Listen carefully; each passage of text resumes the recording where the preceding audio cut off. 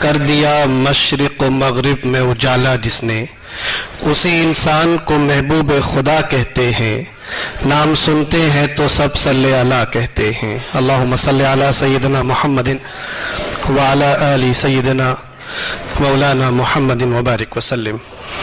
سب سے پہلے ایک بات تو یہ سمجھ لیجئے گفتگو کی بنیاد کے طور پہ کہ جو ہم بار بار یہ کہہ رہے ہیں اسلامک بردرہڈ، اسلامی بھائی چارہ، تو کیا ایسا نہیں ہے کہ باقی مذاہب کسی بھائی چارے کی بات نہیں کرتے؟ کہ دنیا میں جو باقی فیتس ہیں، جو باقی قوانین ہیں، تو کیا ان کے اندر بھائی چارے کی کوئی بات نہیں ہے؟ جو صرف ہم ہی دعویٰ کر رہے ہیں کہ اسلام میں بھائی چارہ ہے؟ کہ سوال پیدا ہوتا ہے نا، آپ کے ذہن میں ہوا ہوگا کہ آخر پر یہ اسلامی بھائی چارہ، اسلامک بردرہڈ، یہ لفظ بار بار کیوں بولا جا رہا ہے؟ یہ ایک بنیادی نقطہ ہے۔ میں یہ سمجھتا ہوں کہ آپ نے دیکھا ہوگا کہ جو جہاں گاڑیوں کی مرمت ہوتی ہے، گیریجز ہوتے ہیں، تو میں کہیں گیا تو میں نے دیکھا کہ وہاں دو قسم کی تصویریں لگی ہوئی تھیں۔ جب کسی کار کا ایکسیڈنٹ ہوتا ہے اور وہ پوری ٹوٹ پھوٹ جاتی ہے تو جب اس کو ڈینٹنگ پینٹنگ کے لیے لے جاتے ہیں تو پہلے تصویر کھینچ لیتے ہیں اس کی اور اس کو لگا دیتے ہیں، اور اس کے بعد 1-2 مہینے کے بعد جب وہ کار ڈینٹ اور پینٹ ہو کے وہ صحیح ہو جاتی ہے پھر دوبارہ تصویر کھینچتے ہیں اس کو بھی لگا دیتے ہیں۔ سوال یہ ہوا کہ آخر یہ 2 تصویریں کیوں لگائی؟ انہوں نے جواب یہ دیا، یہ 2 تصویریں ہم نے اس لیے لگائی ہیں کہ جو گاڑی کی صحیح تصویر ہے وہ آپ کے سامنے رہے، اور جب گاڑی ہمارے پاس آئی تھی وہ کس حال میں تھی وہ بھی آپ کے سامنے رہے۔ جب آپ گاڑی کی بدلی ہوئی حالت اور بگڑی ہوئی حالت اور خراب حالت کو دیکھیں گے تو پھر آپ کو ہماری مہارت اور ہمارے کام کا صحیح اندازہ ہوگا کہ آخر ہم نے اس میں کیا کیا ہے۔ تو جب اسلامک بردرہڈ کی بات کرتے ہیں تو یہ بات بنیادی طور پر سمجھنے کی ہے کہ آخر اسلام نے اس دنیا میں کون سے بھائی چارے کی بات کی جو اس سے پہلے دوسرے مذاہب نہیں کرتے تھے۔ جب تک اس چیز کو ہم نہیں سمجھیں گے میں سمجھتا ہوں کہ صحیح طور پر اسلامی بھائی چارے کا مطلب سمجھ میں نہیں آئے گا۔ ایک بنیادی سوال تو یہ ہوا، اس کا جواب میں بہت اختصار سے دوں، بہت لمبی گفتگو کا موقع نہیں ہے۔ ظاہر ہے کہ آج دنیا کے بدلے ہوئے حالات میں بہت بات ہوتی ہے ایکولیٹی کی، برابری کی، سارے انسانوں کو برابر حق دیا جانا چاہیے، رائٹس کی بات کرتے ہیں، فنڈامنٹل رائٹس کی بات کرتے ہیں۔ میرا دعویٰ ہے کہ اس کے باوجود بھی آج چارٹر آف ہیومن رائٹس بھی ہمارے سامنے ہے، UN بنی ہوئی ہے، دنیا جان کی باتیں ہو رہی ہیں، اس کے باوجود بھی ہم جو اسلامک کانسیپٹ آف بردرہڈ جو ہمارے سامنے ہے، جب اس کی روشنی میں ہم ان تمام بھائی چارے کی باتیں کرنے والوں کے نظام کو دیکھتے ہیں تو یقین جانیے کہ آج کی 21ویں صدی کے باوجود بھی مساوات میں، انسانی کرامت میں، انسانی عظمت میں، ایکسیلنسی میں، فضیلت میں کوئی قانون اس قانون کی گرد تک نہیں پہنچا جو اسلام نے بھائی چارے کے تعلق سے دیا ہے۔ اور یہ محض دعویٰ نہیں ہے، یہ کوئی محض تقریر کا جملہ نہیں ہے، یہ فیکٹ ہے، ہسٹوریکل فیکٹ بھی ہے اور تھیوریکل فیکٹ بھی ہے۔ میں عرض کروں کہ دیکھیے مسئلہ کہاں بنتا ہے، ہم بات کرتے ہیں سارے انسان برابر ہیں، سب کو برابر کا حق ہے، کوئی چھوٹے بڑے کی تفریق نہیں کر سکتے رنگ کی بنیاد پر، نسل کی بنیاد پر، زبان کی بنیاد پر۔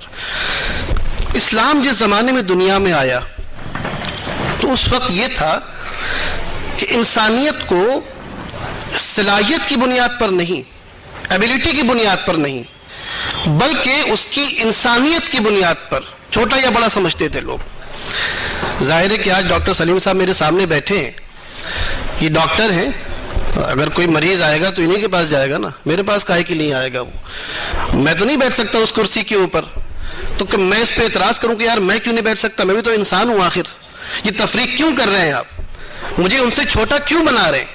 میں بھی انسان ہوں، یہ بھی انسان ہے، دونوں برابر ہیں، اگر وہ بیٹھ سکتے ہیں تو میں بھی بیٹھ سکتا ہوں۔ ذرا غور کیجئے، یہاں جو تفریق ہوئی ہے، یہاں جو چھوٹا اور بڑا مانا گیا ہے وہ انسان ہونے کی بنیاد پہ نہیں ہے، وہ صرف इंसानियत की बुनियाद पे नहीं है, वो आदमी की सलाहियत की बुनियाद पर है, वो आदमी की एबिलिटी की बुनियाद पर है। आप अगर इस सलाहियत के मालिक होंगे आप इसके अहल हैं, इस सलाहियत के मालिक नहीं होंगे उसके अहल नहीं है। अब इस्लाम की मसावात और भाईचारे का जो बुनियादी नुक्ता है, मैं उसकी तरफ आता हूं। जब आपने ये बात समझ ली कि ऊंच और नीच सलाहियत की बुनियाद पर होती है, दूसरे जो कवानीन थे, मैं किसी का नाम नहीं लेता, वहां पर इस बात की भी पाबंदी थी कि अगर आप इस नस्ल के हैं, इस खानदान के हैं, इस फैमिली के हैं, तो आप ये सलाहियत भी हासिल नहीं कर सकते, आपको ये भी हक नहीं है कि आप ये सलाहियत हासिल करें। आपने समझा, एक तो सलाहियत के ऊपर, और फिर ये कि वो सलाहियत भी हासिल करने का इख्तियार आपको नहीं है क्योंकि आप इस फैमिली के, इस खानदान के हैं। इस्लाम ने भाईचारे के बाब में जो सबसे बड़ा कारनामा अंजाम दिया वो ये कि तमाम इंसानों को बैक वक्त किसी भी खूबी को हासिल करने का बराबर इख्तियार है, बराबर हक है। आप काबिल हो, सलाहियत पैदा करें।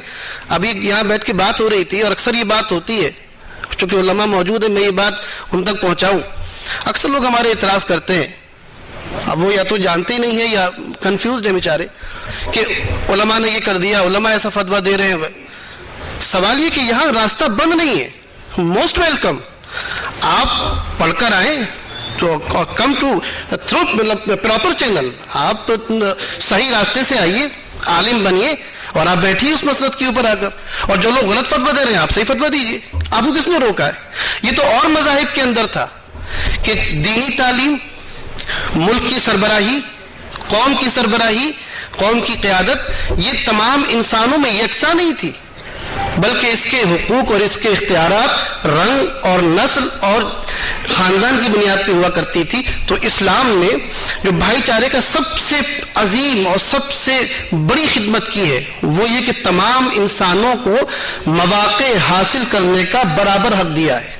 जितना हक मुझे है कोई मौका हासिल करने का, इसकी सबसे बड़ी मिसाल ये है कि मुसल्ला इमामत है, नमाज तैयार है, वहां ये नहीं देखा जाएगा कि जो आदमी नमाज पढ़ने के लिए आगे बढ़ रहा है वो किस फैमिली से बिलोंग करता है, किस शहर का है, किस मुल्क का है, उसके अंदर किसका खून दौड़ रहा है, ये नहीं देखा जाएगा। क्योंकि अगर ये देखा जाएगा तो जाहिर है कि वहां पर सलाहियत की बुनियाद पर फैसला नहीं होगा। वहां यह देखा जाएगा कि जब नमाज पढ़ाने के लिए तुम आगे बढ़ रहे हो तो आपके अंदर इमाम बनने की सलाहियत है या नहीं। और ऐसा भी हो सकता है कि एक गुलाम सलमान फारसी जो अजमी है, अरबी भी नहीं है, वो मुसल्ला इमामत के ऊपर हो और अपने वक्त का अमीरुल मोमिनीन जो कुरैशी और हाशमी है वो उस गुलाम आजमी के पीछे खड़े होकर नमाज अदा कर रहा हो। बात सलाहियत की है, तमाम इंसानों को यकसां हुकूक हासिल है। इस बात को आगे बढ़ाकर मैं एक और कंफ्यूजन दूर करूं यहाँ पर कि जो इस्लाम ने भाईचारे का तस्वुर दिया, कॉन्सेप्ट दिया, उसकी हम दो किस्में करते, उसको दो हिस्सों में तकसीम करते। एक है इस्लामी भाईचारा, एक है इंसानी भाईचारा। हम दोनों को आपस में मिलाते नहीं है। इंसानी भाईचारा अलग चीज है, उसके लिए भी इस्लाम ने बहुत वाज़ेह गाइडेंस दी है। एक है इस्लामी भाईचारा जो हमारा अंदर का मामला है। इस्लाम ने इस दोनों किस्म के भाईचारे के लिए कुरान करीम के अंदर भी और अहादीस मुबारका के अंदर भी बहुत वाज़ेह तौर पर तालीमात दी। मैं यहां सिर्फ एक आयत और एक हदीस कोट करके फिर आगे बढ़ता हूं कि जो इंसानी भाईचारा है उसके बारे में कुरान करीम में इरशाद फरमाया कि या अय्युहन्नास इन्ना खलकनाकुम मिन ज़करिन व उन्सा, ऐ लोगो हमने तुम्हें एक मर्द और एक औरत से पैदा किया। वजअलनाकुम शुऊबन व क़बाइला, और तुम्हारे दरमियान मुख्तलिफ बिरादरियाँ, मुख्तलिफ ज़ातें, तबक़ात बना दिए। लेकिन याद रखना ये बिरादरियाँ और ये तबक़े और ये कास्ट ये इसलिए नहीं है कि कोई ऊंचा या कोई नीचा समझा जाए, बल्कि लितारफू, ये सिर्फ इसलिए है कि तुम आपस में पहचान बना सको, तुम्हारी पहचान हो सके। इन्ना अक्रमकुम इंदल्लाहि अत्काकुम, और यकीनन तुम में सबसे बेहतर वही है, सबसे अजमत वाला वही है जो अल्लाह से ज्यादा डरने वाला है। और इस आयत करीमा की बुनियाद पर हुजूर ने इरशाद फरमाया था और बहुत प्यारी बात फरमाई कि कुल्लुकुम मिन आदम व आदम मिन तुराब। कोई ये ना समझे कि मैं अरब का रहने वाला हूँ, मैं अरबी बोलता हूँ, मैं रसूलुल्लाह के ख़ानदान का हूँ, मैं मक्के का रहने वाला, मैं मदीने का रहने वाला। इन बुनियादों पर इंसानियत के दरमियान तफरीक नहीं की जा सकती। कुल्लुकुम मिन आदम, तुम सब के सब आदम की औलाद हो। और याद रखना तुम्हारा मकाम यह है कि वह आदम मिन तुराब, और अल्लाह ने आदम को मिट्टी से पैदा किया है। मिट्टी से बनाए जाने में तमाम इंसान बराबर है। और यही बात है कि जब हम इंसानी भाईचारे की बात करते, जब इंसानियत की बात करते, मौलाना अनवार साहब ने भी एक हदीस पाक पढ़ी आपके सामने कि किस तरह यहूदी का जनाजा आया और हुजूर उसके लिए खड़े हो गए। आप आगे चलिए। मैं तो जब भी ये बात पढ़ता हूँ या सुनता हूँ तो मुझे एक अजीब कैफियत तारी हो जाती है कि इस्लाम के असर से, इस्लाम के फैज़ से, इस्लाम का जो तसव्वुर है भाईचारे का, जो इंसानी भाईचारे का, उसका फैज़ कहाँ से कहाँ तक पहुँचा है। हमारे सूफिया इकराम में हजरत महबूब इलाही का नाम सुना होगा आपने, सुल्तानुल मशाइख महबूब इलाही निजामुद्दीन औलिया। और मुझे फख्र है इस बात पर कि मैं जिस शहर का रहने वाला हूँ, आप भी उसी शहर के रहने वाले थे, बदायूं के रहने वाले थे। उनका एक वाक़या मैंने पढ़ा वाहिदुल फ़ात शरीफ के अंदर, और आप देखें कि इस्लाम में जो तसव्वुर दिया भाईचारे का, इंसानी भाईचारे का, बगैर किसी मजहब, बगैर किसी ज़ात, बगैर किसी शहरियत, बगैर किसी ज़बान की तफरीक के, और उसको किस तरह इन बुजुर्गों ने अप्लाई करके दिखाया है। महबूब इलाही टहलते हुए कहीं जा रहे थे, बहुत अहम बात है, और इससे अंदाजा होगा आपको कि आज जो दुनिया में माहौल बना हुआ है, कोई दहशतगर्द करार दे रहा है, कोई फंडामेंटलिस्ट, रेडिकल इस्लाम, ये सब चीजें जो अल्फाज देखते हैं, आप देखिए कि सूफिया ने इस्लाम को किस तरह बरता, किस तरह समझा, किस तरह बिहेव किया अपने एक इंसानी भाई के साथ। महबूब इलाही तशरीफ ले जा रहे थे। आज जहां बस्ती निजामुद्दीन है, उसका नाम पहले गयासपुर था उस जमाने में। गयासपुर से बाहर निकलकर आप गए खादिम के साथ टहलते हुए, तो आपने देखा कि एक गैर मुस्लिम बुढ़िया, हिंदू बुढ़िया, एक कुएं से पानी भर रही है। तो आपने उससे पूछा, गए आगे कि भाई यहां से पानी, इतनी दूर से पानी भर रही हो, दूर दराज जंगल बयाबान है, यहां क्यों पानी भरने आई हो, कहां की रहने वाली हो? तो उस बुढ़िया ने कहा कि मैं गयासपुर की रहने वाली हूं। तो आपको और हैरत हुई, कभी गयासपुर के पास से तो जमुना बह रही है, और जमुना का पानी इतना मीठा है, तुमने वहां पानी क्यों नहीं भरा?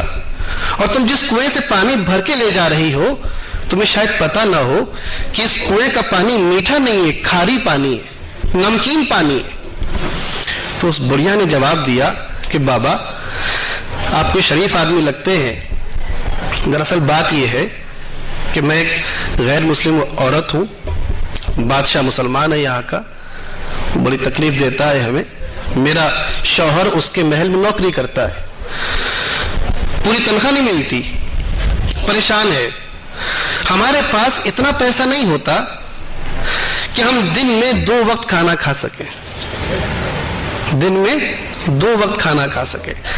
अब मसला यह है कि जमुना का पानी मीठा जरूर है, मगर खाना जल्दी हजम कर देता है, और इस कुएं का पानी नमकीन जरूर है, मगर भारी पानी है, इसलिए खाना ज्यादा देर तक पेट में रहता है। तो डॉक्टर सलीम साहब बताएंगे कि जो भारी पानी होता है वो देर में हजम करता होगा, मैं तो नहीं जानता इस बात को, जो हल्का पानी, मीठा पानी हो, वो जल्दी हजम कर देता हो। तो बुढ़िया ने कहा कि बाबा, हम जमुना का पानी इसलिए नहीं पीते कि उसको पिएंगे तो बार बार भूख लगेगी, और मेरे शौहर की इतनी हिम्मत नहीं है, इतनी आमदनी नहीं है कि हम दिन में 2 बार खाना खा सके, इसीलिए मैं जमुना को छोड़कर गयासपुर तक आती हूं और यहां से अपने घड़े में पानी भर के ले जाती हूं।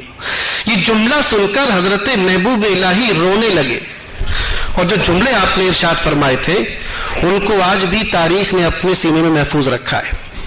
आपने फरमाया था कि ऐ निजामुद्दीन, कल क़यामत के दिन अगर तुम्हारे रब ने तुमसे ये सवाल कर लिया कि तुम जिस बस्ती में रहने वाले थे, उस बस्ती का एक इंसान सिर्फ इस वजह से मीठे पानी से महरूम था कि मीठा पानी खाना जल्दी हजम कर देता है, तो तुम क्या जवाब दोगे? جب گریہ کیا آپ نے اور جب اس سے تھوڑا فارغ ہوئے تو آپ نے اپنے خادم سے کہا کہ نظام الدین اللہ کے اس سوال کا جواب نہیں دے پائے گا، بڑھیا میرے ساتھ چلو اور آج سے تم اور تمہارا شوہر نظام الدین اولیاء کی خانقاہ میں کھانا کھائیں گے۔ تو چنانچہ ان کا کھانا مقرر کر دیا۔ بعد میں حضرت حسن سجزی لکھتے ہیں فائد الفواد کے اندر کہ چند ماہ وہ دونوں میاں بیوی خانقاہ سے کھانا کھاتے رہے، اور اس کھانے میں بھی ایسی برکت ہے، چونکہ اہل اللہ کا کھانا ہے نا، دیکھیے بڑی مزے کی بات ہے، ان کی صحبت ہو وہ فیض پہنچاتی ہے، ان کی نظر ہو وہ فیض پہنچاتی ہے، ان کی باتیں ہوں وہ فیض پہنچاتی ہیں، ان کے لنگر کا کھانا ہو وہ فیض پہنچاتا ہے۔ ابھی 5-6 مہینے گزرے تھے کہ دونوں میاں بیوی محبوب الہی کی بارگاہ میں آئے اور آ کر عرض کیا کہ اے حضرت، ہم نے بہت دن آپ کا کھانا کھا لیا، ہم دیکھتے ہیں کہ آپ کے پاس لوگ آتے ہیں، وہ نمازیں پڑھتے ہیں، عبادتیں کرتے ہیں، ہمیں بڑا اچھا لگتا ہے، ہم چاہتے ہیں کہ ہم بھی کلمہ پڑھ کر آپ کے مذہب میں داخل ہو جائیں۔ آج بڑی بات ہوتی ہے۔ اور ایک بات میں اور کہہ دوں یہاں پر، حالانکہ ہمارے ٹاپک سے ریلیٹڈ نہیں ہے، وہ ریلیونس نہیں ہے، لیکن میں عرض کر دوں، آج دنیا میں میڈیا کے ذریعے ٹی وی پہ آ کے ٹائی باندھ کر سوٹ پہن کے انگریزی بولتے ہوئے بہت دعوے دار نظر آئیں گے آپ کو اسلام کی تبلیغ کرنے والے۔ ہم نے اسلام کی تبلیغ کی، اتنے مسلمان ہو گئے، اتنوں نے کلمہ پڑھ لیا۔ اب یقین جانیے یہ بات میں پوری تاریخی ذمہ داری سے کہہ سکتا ہوں کہ اگر اس سب کانٹیننٹ کے اندر، اس بر صغیر ہند و پاک کے اندر آج 20, 25, 30, 50 کروڑ کلمہ پڑھنے والے ہیں تو کسی ٹی وی پہ آ کر لیکچر دینے والے کی دین نہیں ہے، یہ نہیں اللہ کے محبوب بندوں کی دعوتی خدمات کا نتیجہ ہے۔ اور دعوتیں بھی ایسے نہیں دی ہیں، دعوت انہوں نے اسلامی بھائی چارہ قائم کر کے دی ہے۔ آپ بھائی کے ساتھ بھائی والا سلوک تو کیجئے نا۔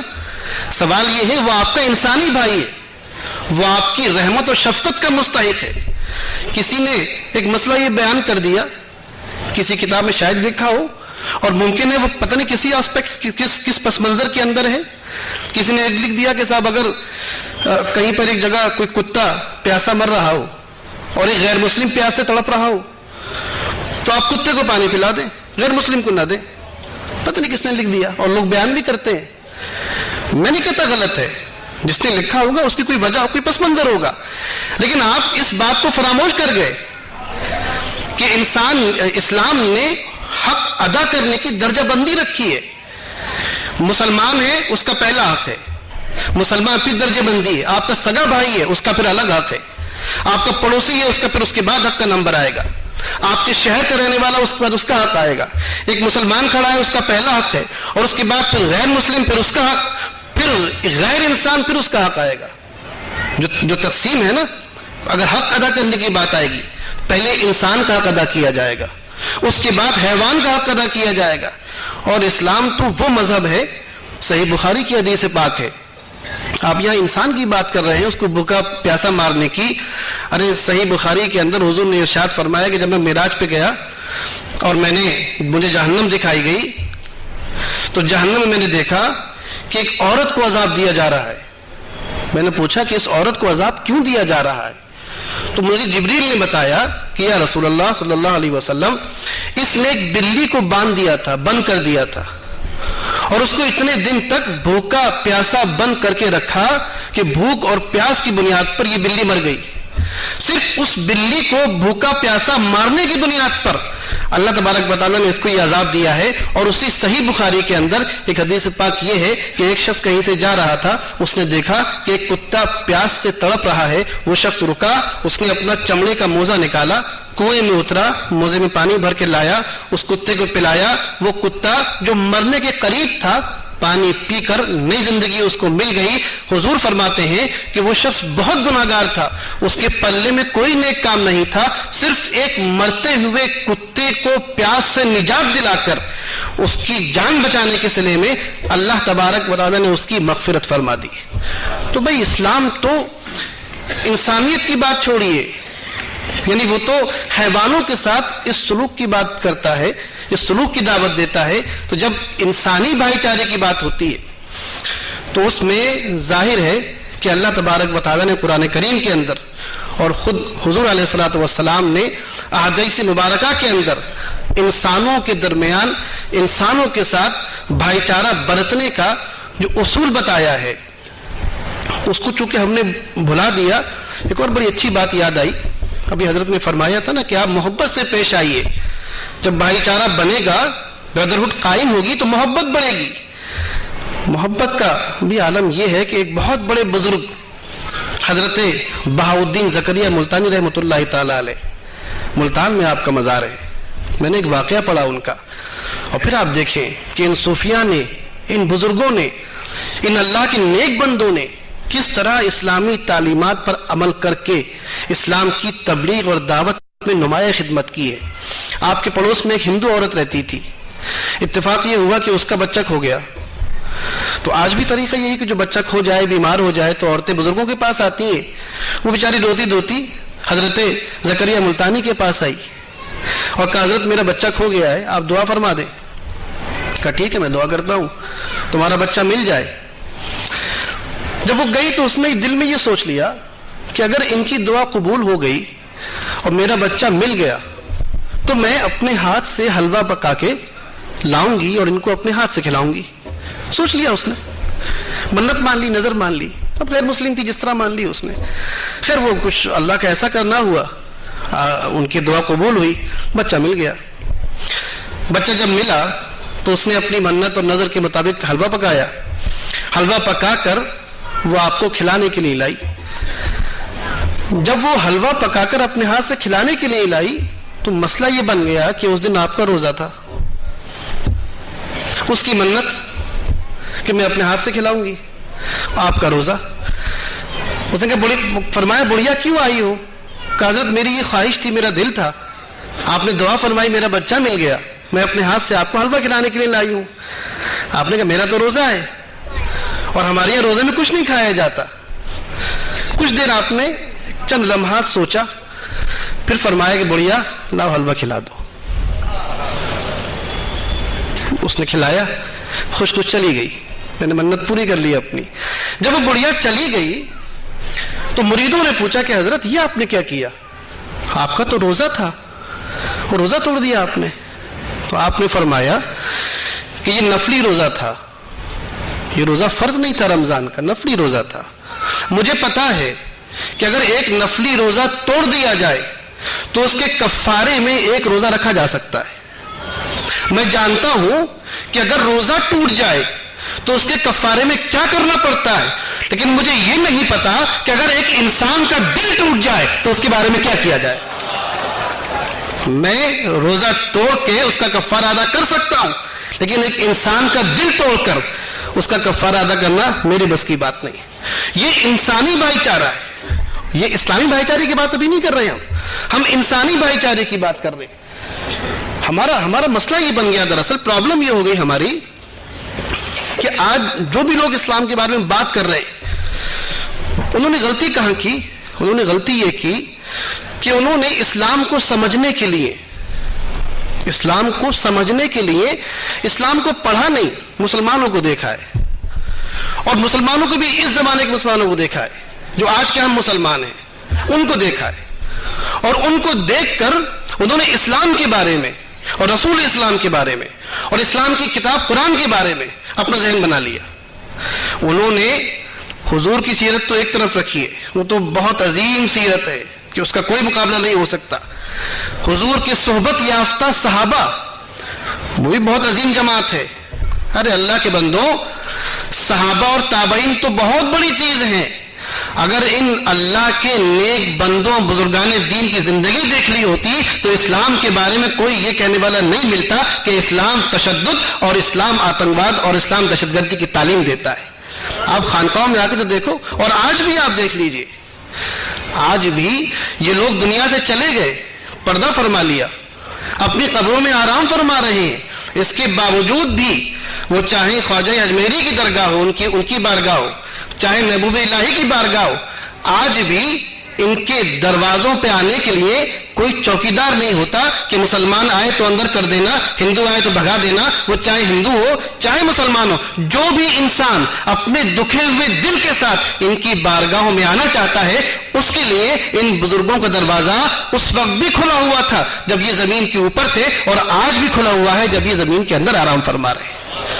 یہ کتنا بڑا ثبوت ہے. تو چونکہ ہماری پرابلم یہ ہوئی کہ ان لوگوں نے ہماری زندگی آج دیکھی، ہمارے عمل کو دیکھا، ہمارے بیہیویئر کو دیکھا، اور ہمیں دیکھ کر یہ ریڈیکل اسلام ہے، یہ لبرل اسلام ہے. میں نے کہا سوال یہ ہے کہ مجھے اس لفظ سے اختلاف ہے. ابھی ایک میں کہیں علاج کے لیے گیا کسی ڈاکٹر کے پاس، سلیم صاحب نہیں تھے، کوئی اور تھا، وہ غیر مسلم تھے. انہوں نے پوچھا کہ آپ کہاں سے پڑھ کے آئے ہیں. جب بات شروع ہوئی تو میں نے کہا میں نے ایجپٹ میں پڑھا ہے، مصر میں. تو کہ یہ بتائیے کہ وہاں پر اسلام کون سا والا اپلائی کیا جاتا ہے، ریڈیکل اسلام یا لبرل اسلام؟ میں نے کہا نہیں، مجھے اس لفظ سے اختلاف ہے آپ کے. اسلام ریڈیکل یا لبرل نہیں ہے، مسلم ریڈیکل ہوتا ہے.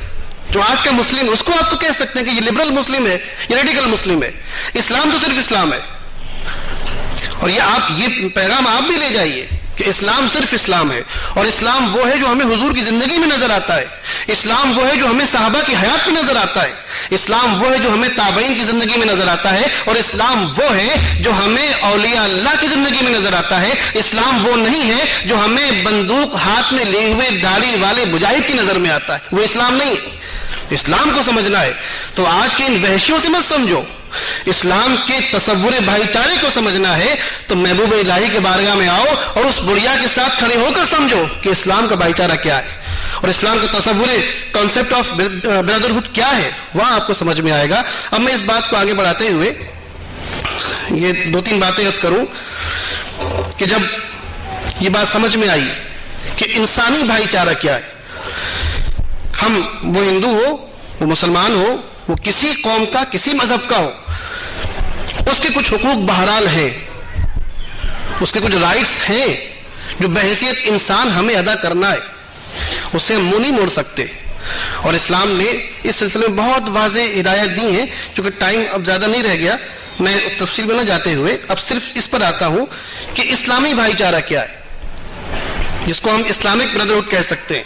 اسلامی بھائی چارہ، اس میں کوئی شک نہیں کہ جہاں اسلام نے انسانی بھائی چارے کی بات کی، ظاہر ہے کہ فرمایا کہ کلکم من آدم، تم سب کے سب آدم سے پیدا کیے گئے ہو. اسلام نے جب انسانی بھائی چارے کی بات کی تو اس کا تصور اس طرح دیا کہ دراصل یہ ایک فیملی ہے، ایک خاندان ہے. ہمارے بلائیوں میں ایک صاحب تھے، غیر مسلم ہے، وہ آئے میرے پاس ایک بار، کسی اخبار کے نمائندے ہیں وہ کچھ کنفیوز تھے کسی معاملے میں اسلامک اس میں. تو بات چیت شروع ہوئی ان سے.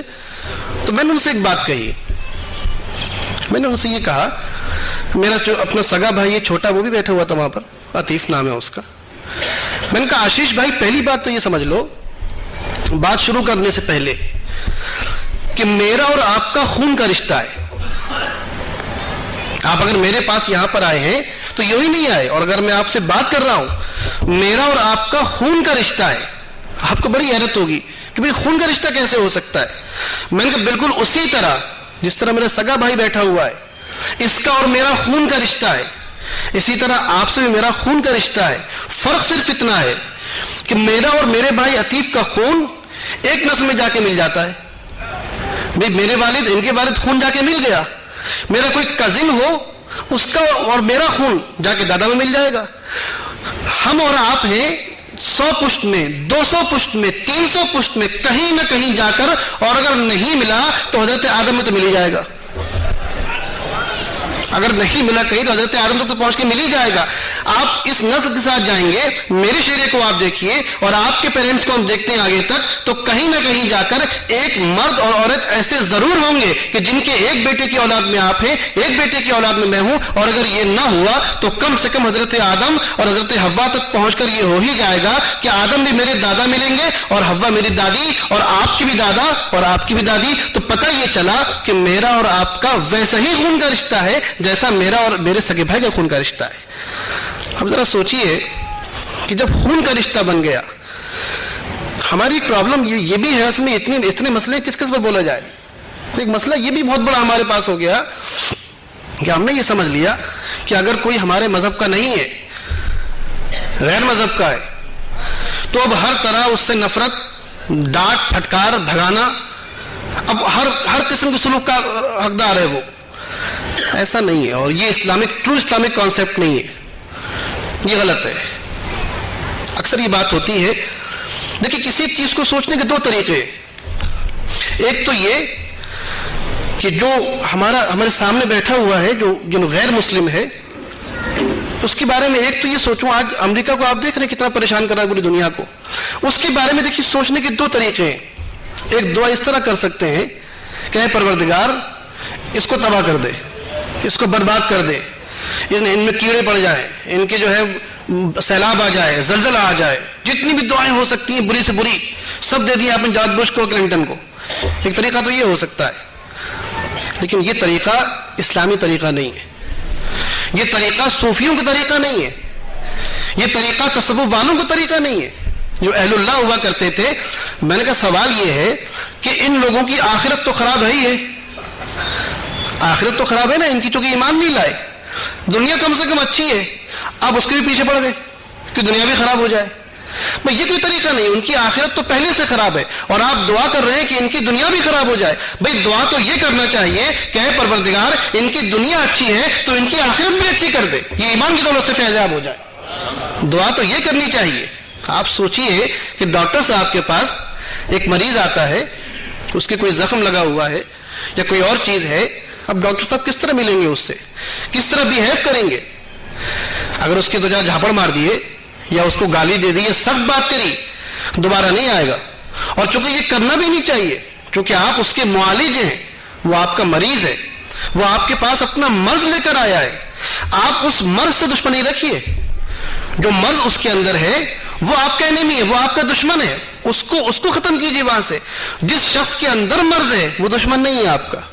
بالکل اسی طرح جو غیر مسلم ہے وہ آپ کا انسانی بھائی ہے اور آپ کی ہمدردی کا پورا مستحق ہے. اس کے اندر جو کفر کی آلودگی ہے، جو کفر کی غلاظت ہے، اس کو دور کرنے کی کوشش کیجئے. اس کو سرے سے اس کافر کیوں ختم کرنا چاہتے ہیں آپ؟ اسلام نے کبھی کافر کو ختم کرنے کی بات نہیں کی، اس کے کفر کو ختم کرنے کی بات کی ہے. کیونکہ بہرحال وہ ایک انسان ہے اور انسان ہونے کے ناطے حضرت آدم کی اولاد ہے، اور حضرت آدم کی اولاد ہونے کے ناطے وہ اسی فیملی کا ایک فرد ہے جس فیملی سے ہم اور آپ تعلق رکھتے ہیں.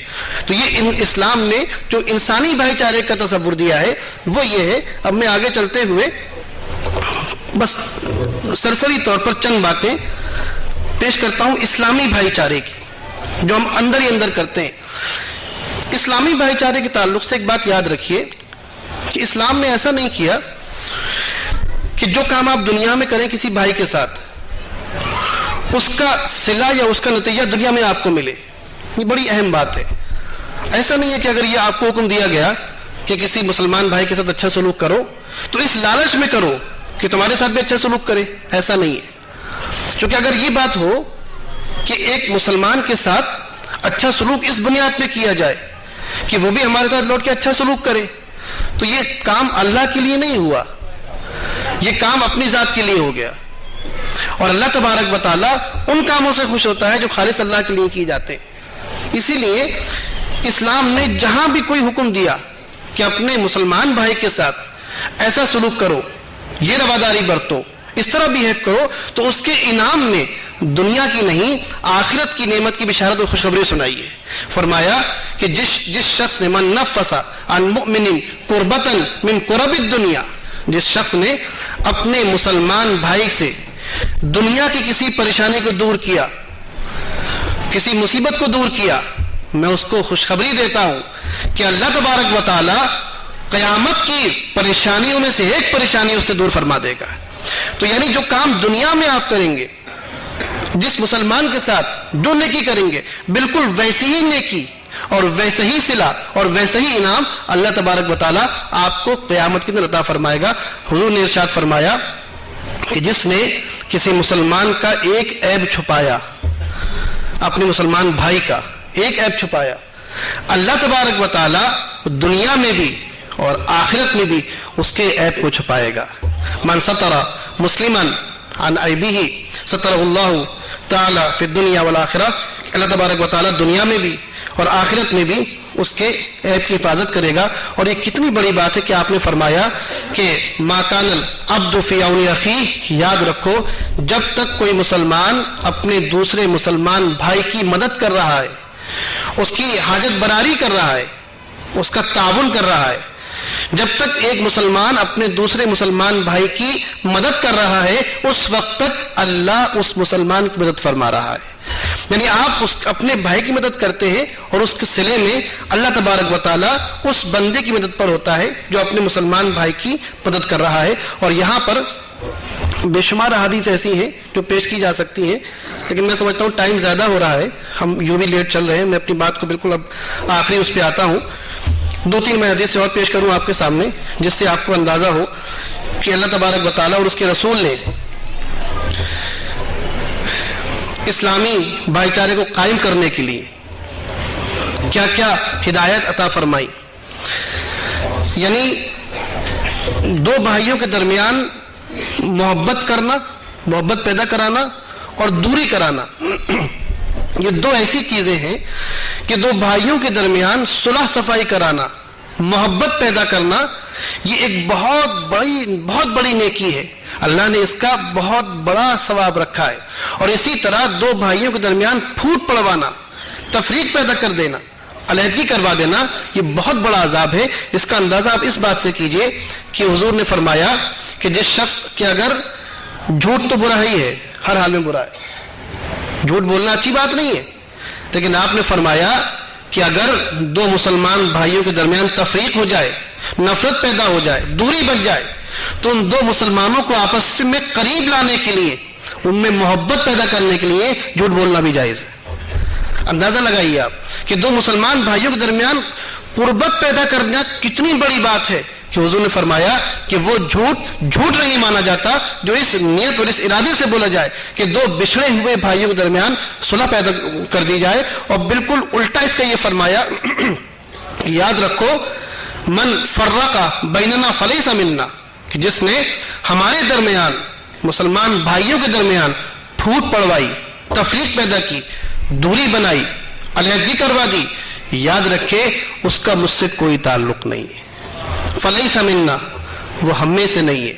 تو یہ کہ ہر اعتبار سے جب تک آپ دنیا میں ہیں یہ اسلامی بھائی چارہ, اور حد یہ ہے کہ اس بھائی چارے کی حفاظت اسلام میں یہاں تک کی کہ حضرت عثمان فرماتے ہیں کہ ایک مرتبہ ہم نے کسی مسلمان کو دفن کیا, جب دفن کر دیا تو حضور علیہ الصلوۃ والسلام وقفا, وہاں کھڑے ہو گئے اور آپ نے ارشاد فرمایا کہ استغفروا لاخیکم, اپنے اس بھائی کے لیے دعا کرو. چونکہ اب اس سے سوال کیے جانے, پتہ یہ چلا کہ اسلامی بھائی چارہ صرف دنیا کی حد تک نہیں ہے, بلکہ یہ تو ایسا بھائی چارہ ہے کہ جب آپ کا بھائی دنیا سے چلا گیا اس کے باوجود بھی آپ کو یہ حکم دیا جا رہا ہے کہ اس کے ساتھ نیکی, اس کے لیے دعا اور اس کے ساتھ اچھا سلوک کریں, اس طور پر کہ اس کے لیے دعائیں مغفرت کرتے رہیں. پتہ یہ چلا کہ اسلامی بھائی چارہ دنیا کے اندر بھی اور آخرت کے اندر بھی وہ اسی طرح رہے گا جس طرح دنیا کے اندر ہے. اور کیا آپ نے یہ حدیث نہیں سنی کہ کسی نے حضور سے پوچھا یا رسول اللہ جب ہم جنت میں جائیں گے تو یہاں جو ہمارے تعلقات ہیں, جس طرح ہم رہتے ہیں, تو وہاں ہماری ملاقات ہوگی کہ نہیں ہوگی ہمارے دوسرے لوگوں سے, رشتہ داروں سے؟ تو آپ نے ارشاد فرمایا, یاد رکھو کہ جو تعلق تمہارا جس سے دنیا میں ہوگا وہی تعلق اخوت اور بھائی چارے کا آخرت میں بھی ہوگا. تم جس طرح یہاں اپنے دوست سے ملتے تھے, اس سے باتیں کرتے تھے, اس سے بھائی چارہ قائم کرتے تھے, بالکل اسی طرح جنت کے اندر بھی وہ تمام لوگ آپس میں ملتے رہیں گے اور آپس میں ایک دوسرے کو پہچانتے رہیں گے. اور یہ بھی فرمایا کہ پھر کبھی کبھی ایسا بھی ہوگا کہ اگر کسی انسان نے کسی مسلمان نے دوسرے مسلمان کے ساتھ کوئی برائی کی ہوگی, وہ اس کو یاد آئے گی, وہاں تعلق بن جائے گا, وہاں تو کوئی اختلاف ہوگا نہیں. تو وہ بھائی کبھی کبھی اس کو یاد دلائے گا, تمہیں یاد ہے میں اس جگہ بیٹھا ہوا تھا اور تم نے میرے ساتھ یہ برائی کی تھی, تو کہے گا ہاں مجھے یاد ہے. لیکن وہ ہمارا رحم کرنے والا رب ہے کہ اللہ تبارک و تعالیٰ نے میری اس برائی کو معاف فرمایا. اور آخر میں جہاں بات ختم کرنے کی نوبت آئی تو حضور نے ارشاد فرمایا کہ جب مدینے میں تشریف لائے آپ ہجرت کے بعد, تو آپ نے یہ سوچا کہ جو قرآن کریم کے اندر جو تصور دیا گیا بھائی چارے کا اس کو اپلائی کر کے دکھا دوں. تو آپ نے اس طرح اپلائی کیا کہ آپ نے سب کو جمع کیا, صحابہ کو, اس میں مہاجرین بھی تھے, اس میں انصار بھی تھے, جو مدینے کے رہنے والے, مکے کے رہنے والے, اور آپ نے ایک آدمی مہاجرین میں سے, ایک انصار میں سے لیا اور فرمایا تم ان کے بھائی ہو, زید بن ثابت ابو عبیدہ کے بھائی ہیں, فلاں شخص ان کا بھائی ہے, فلاں ان کا بھائی ہے, میں آج سے تم دونوں کو آپس میں بھائی بناتا ہوں. جب بھائی بن گئے, بس میں ختم کرتا ہوں بات, اور ذرا اندازہ لگائیے کہ اسلامی بھائی چارے نے بات کو کہاں تک پہنچا دیا تھا, اور آج ہم اسلامی بھائی چارے کے کتنے پیچھے آ گئے. اس اسلامی بھائی چارے کا عالم یہ تھا کہ جب وہ دونوں بھائی وہاں سے اٹھ کے اپنے گھر کی طرف گئے, حضرت زید بن ثابت انصاری ہیں, حضرت ابو عبیدہ بن جراح مہاجر, یہ مکے شریف سے آئے تھے, ایک مکے کے ایک مدینے کے, آپس میں کوئی خونی رشتہ نہیں تھا, کوئی تعلق نہیں تھا, صرف اسلام کا رشتہ تھا. اور یہ رشتہ تھا کہ حضور نے ارشاد فرما دیا تھا کہ زید آج سے ابو عبیدہ تمہارے بھائی ہیں. جب یہ لوگ اٹھ کر گھر پر گئے, حضرت زید نے فرمایا کہ ابو عبیدہ آج سے تم میرے بھائی ہو, میرے 2 مکان ہیں, ایک مکان اپنے لیے رکھتا ہوں, ایک مکان تمہیں دیتا ہوں, میرے 2 کھیت ہیں, ایک کھیت اپنے لیے رکھتا ہوں, باپ تمہیں دیتا ہوں, میری 2 بیویاں ہیں, ایک کو طلاق دیتا ہوں, تم اسے شادی کر لو. یعنی اسلامی بھائی چارہ یہاں تک پہنچتا ہے. آدمی وہاں پہلے آئے تو, اور آج ہم کہاں پہنچے ہوئے ہیں یہ ہمیں بتانے کی ضرورت نہیں ہے. اللہ تبارک تعالیٰ سے دعا ہے کہ ہمارے یہ سیمینار صرف سننے, بیٹھنے اور واہ واہ کرنے تک محدود نہ رہے, بلکہ جو پیغام, جو میسج ہم آپ تک پہنچانا چاہتے ہیں. دیکھیے ہوا کیا کہ ایک بار کچھ صحابہ کہیں بیٹھے ہوئے تھے, آخری بات پھر عرض کروں, حضرت ابن مسعود تشریف فرماتے, تو آپ نے کہا, کچھ لوگ جب گزرے وہاں سے, تو آپ نے فرمایا کہ حلم نؤمن ساعتن, آؤ کچھ دیر کو ایمان لے آئے. تو لوگوں کہ حضرت ابن مسعود یہ تو پہلے سے مسلمان ہیں, ان کو آپ دعوت دے رہے ہیں ایمان لانے کی. تو آپ نے فرمایا دراصل بات یہ ہے کہ ایمان تو رکھتے ہیں, لیکن دنیا کی آلودگی میں پڑھ کر ان کا ایمان کمزور ہو جاتا ہے, ان کو احساس نہیں رہتا کہ ہم مسلمان ہیں, ہماری ذمہ داری کیا ہے. آؤ کچھ دیر ہماری صحبت میں بیٹھو اور ایمان کی تجدید کر لو. یہ الاخلاص فاؤنڈیشن کے سیمینار دراصل اسی ایمان کو تازہ کرنے کی ایک کوشش ہے کہ ہم دنیا میں اتنے الجھے ہوئے ہیں, ہم یہ چاہتے ہیں کچھ دیر کے لیے یہاں بیٹھیں, اللہ کی کتاب کو سنیں, اس کو سمجھیں, اور اس اللہ کے پیغام کو سمجھیں جس پیغام پر عمل کرنے کی ذمہ داری ہماری اجتماعی طور پر بنتی ہے. تو آج کے ہمارے اس سیمینار کا یہی پیغام ہے کہ آپس میں بھائی چارہ قائم کریں, محبت قائم کریں, نفرتوں کی دیوار کو ہٹائیں. اور یہ محبتیں صرف مسلمانوں کے ساتھ خاص نہیں ہے, اسلام نے تو ہر حال میں محبتیں تقسیم فرمانے کا حکم دیا ہے. جب وہ یہ حکم دیتا ہے کہ اے لوگوں بیواؤں کی مدد کرو, اور جب حضور نے یہ فرمایا انا وکافل الیتیم کہاتین فی الجنہ, جب آپ نے یہ فرمایا کہ سن لو کہ یتیم کی مدد کرنے والا میرے ساتھ جنت میں ایسا رہے گا جیسے یہ دونوں انگلیاں برابر ہیں. حضور نے کہیں قید نہیں لگائی کہ یتیم اگر مسلمان ہو تو جنت میں جاؤ گے, اگر ہندو ہو تو کوئی ثواب نہیں ملے گا. اسلام نے انسانی بھائی چارے کا یہ تصور دیا ہے کہ نیکی چاہے کسی کے ساتھ کی جائے وہ بہرحال نیکی ہوتی ہے, اور اللہ تبارک و تعالی اس کا اجر عطا فرماتا ہے. آج کا یہی پیغام لے کر جائیے, اور اس عزم کے ساتھ جائیے کہ ہم جو پیغام بھول چکے ہیں, جس راستے سے دور جا پڑے ہیں, اس کو دوبارہ اپنے درمیان پیدا کریں, اس راستے پر لوٹ کر آئیں, اپنے درمیان محبتیں پیدا کریں, شفقتیں پیدا کریں, رحم اخوت پیدا کریں, اپنوں کے ساتھ بھی غیروں کے ساتھ بھی, تاکہ آج بدلے ہوئے حالات میں ہم دنیا والوں کے سامنے اسلام کا اور رسول اسلام کی صحیح تصویر پیش کر سکیں. بس ان 4 مصروں کے ساتھ میں اپنی بات ختم کرتا ہوں کہ ہم ان کا نقش پا بھولے ہوئے ہیں, ہم ان کا نقش پا بھولے ہوئے ہیں. خدا بندہ یہ کیا بھولے ہوئے ہیں, چلو پھر لوٹ جائیں اس طرف کو جدھر کا راستہ بھولے ہوئے ہیں. السلام علیکم ورحمۃ اللہ وبرکاتہ.